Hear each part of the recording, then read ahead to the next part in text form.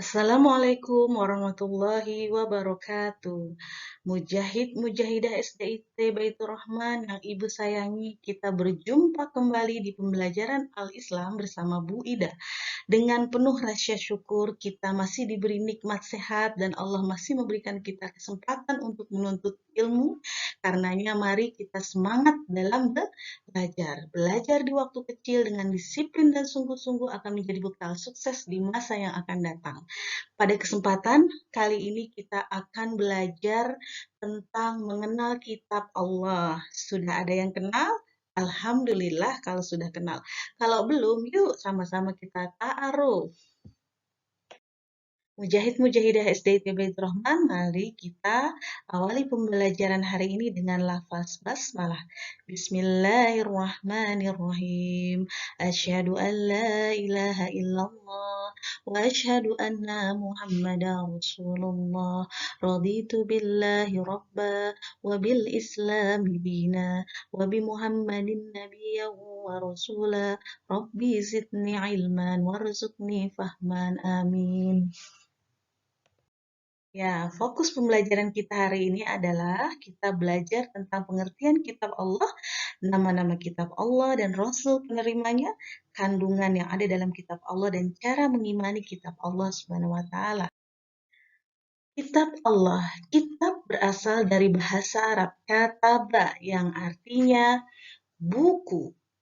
Kitab Allah artinya buku Allah, yaitu buku yang bersumber dari wahyu Allah Subhanahu wa taala. Kitab Allah ini disampaikan melalui malaikat Jibril kepada rasul-rasulnya dan akan disampaikan kepada umat manusia. Kitab Allah diantaranya adalah Taurat, Zabur, Injil, dan Al-Quran.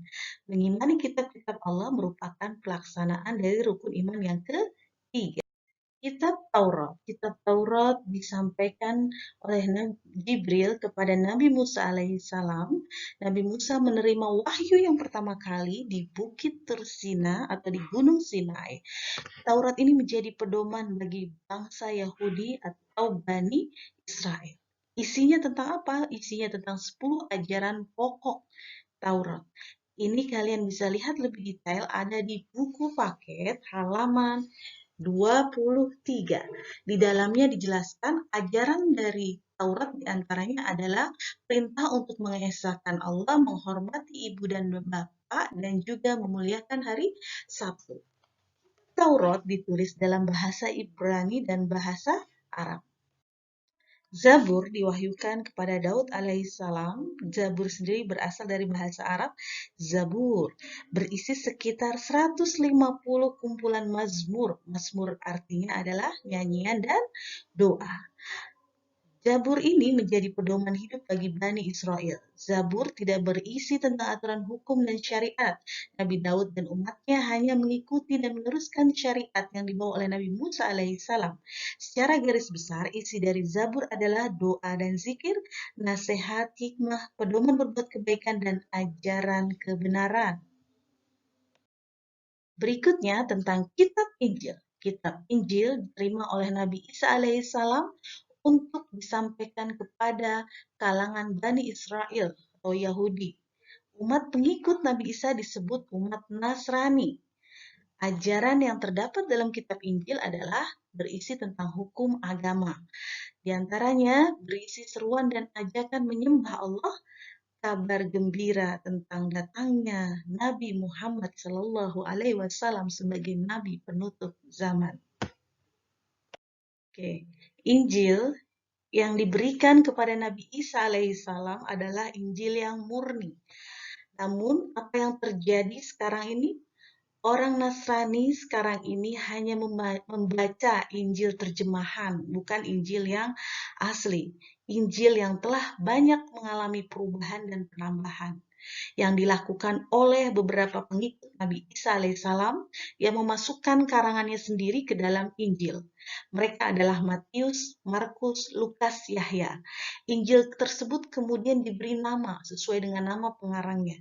Ada Injil Matius, Injil Markus, dan sebagainya. Kita tahu sekarang bahwa Injil itu memiliki banyak versi sesuai dari nama pengarangnya. Beda jauh dengan Al-Quran. Al-Quran dari sejak awal diturunkan sampai dengan hari kiamat tetap sama isinya, tidak ada perubahan karena Allah sendiri yang menjaga keaslian dari Al-Quran. Al-Quran, kitab umat Islam, disampaikan kepada Nabi Muhammad SAW. Wahyu pertama ini diterima oleh Nabi Muhammad di Gua Hira atau di Jabal Nur melalui malaikat Jibril. Al-Quran diturunkan secara berangsur-angsur selama 22 tahun, 2 bulan, 22 hari. Isi Al-Quran terdiri dari 30 juz, 114 surat, 6.666 ayat, dan ada sumber lain yang mengatakan ayatnya berjumlah 6.236 ayat. Surat apa yang pertama kali turun? Surat yang pertama kali turun adalah Quran surat Al-Alaq.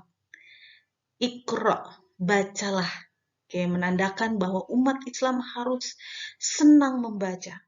Nah, membaca adalah pintu atau jendela ilmu. Dan surat yang terakhir adalah Al-Maidah ayat 3 yang menandakan sudah selesai tugas Rasulullah dan telah sempurnalah Islam, yang menandakan berakhirnya tugas kerasulan Nabi Muhammad SAW. Kandungan pokok yang ada dalam Al-Quran yang pertama adalah tauhid, itu mengesahkan Allah. Contohnya Qul huwallahu ahad, Allah itu esa. Kemudian di dalamnya juga ada tentang akhlak. Akhlak kepada siapa? Akhlak kepada Allah, akhlak kepada sesama, akhlak kepada makhluk lain. Ya. Kemudian dalam Al-Quran berisi janji dan ancaman Allah. Janji Allah akan adanya surga, pahala, keberkahan, ancaman berupa neraka, dosa, dan siksa. Semua ada di dalam Al-Quran. Al-Quran juga ada tentang ibadah, dijelaskan mana ibadah-ibadah yang termasuk wajib dan mana yang sunnah. Contoh, ada perintah tentang puasa, ada di surat Al-Baqarah ayat 183. Ada perintah tentang sholat, ada di Quran surat Al-Ma'un. Ada perintah tentang berkurban, ada di surat Al-Kautsar. Nah, di Al-Quran juga ada fikih. Fikih itu berisi tentang aturan-aturan hukum yang ada bagi manusia. Bagaimana fikih taharah, ya, bagaimana fikih mandi wajib, ya, bagi yang sudah haid atau yang sudah mimpi, bahasa bagi yang sudah balik. Kemudian Al-Quran juga berisi tentang sirah atau kisah.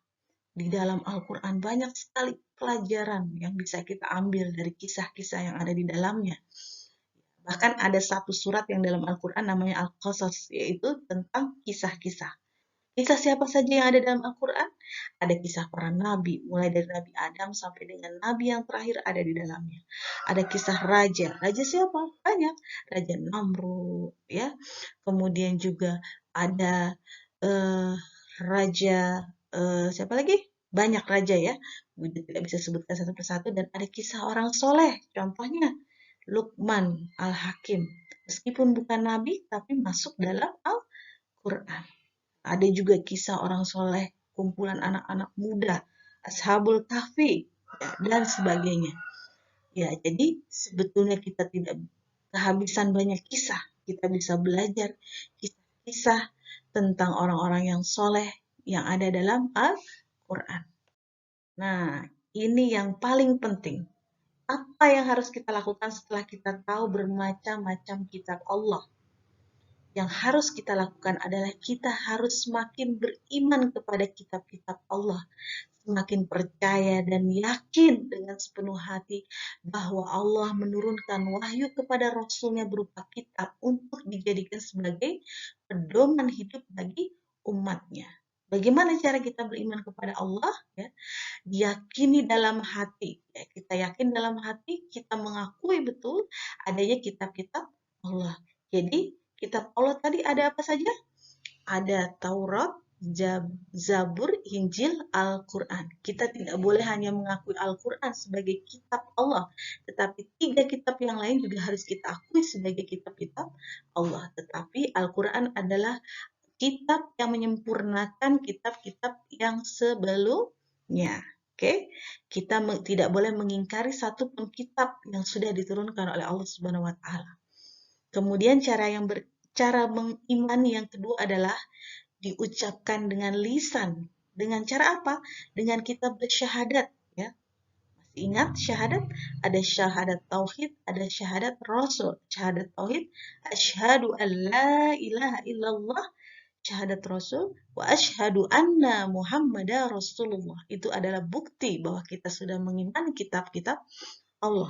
Sebagaimana Umar bin Khattab, ya, ketika dia mendengar bacaan Quran surah Toha dan dia tergetar hatinya dan kemudian dia ikrar bilisan, mengikrarkan dengan lisan dia dengan bersyahadat. Akhirnya Umar bin Khattab yang tadinya memusuhi Islam menjadi pendukung dakwah Rasulullah dan salah satu sahabat yang dijamin masuk surga.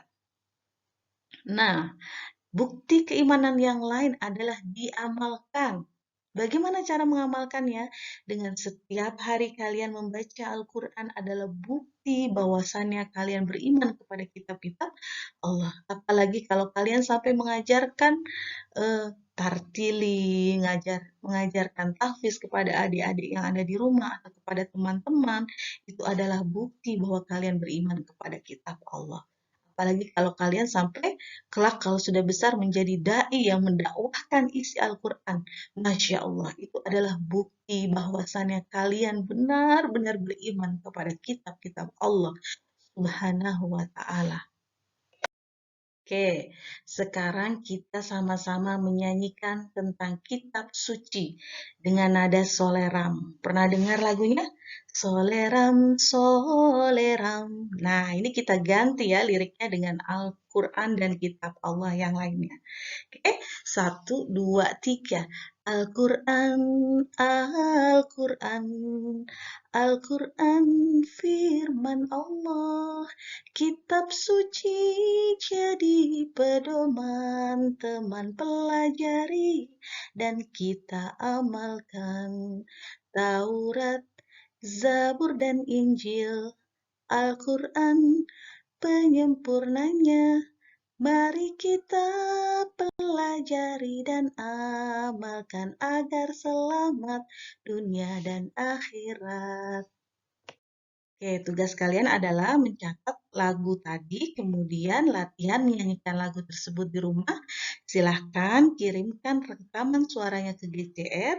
Nanti akan Bu Ida pilih siswa yang terbaik dari masing-masing kelas, kelas 5A, B, dan C. 1 orang Bu Ida pilih akan mendapatkan hadiah dari Bu Ida. Dan hadiah akan Bu Ida kirim langsung ke alamat rumah kalian masing-masing. Oke, selamat mengerjakan dengan penuh semangat. Alhamdulillah kita sudah sampai di penghujung pembelajaran kita pada hari ini. Kita tutup bersama dengan hamdalah. Alhamdulillahirabbil alamin dan ilaliko. Semangat ya belajarnya.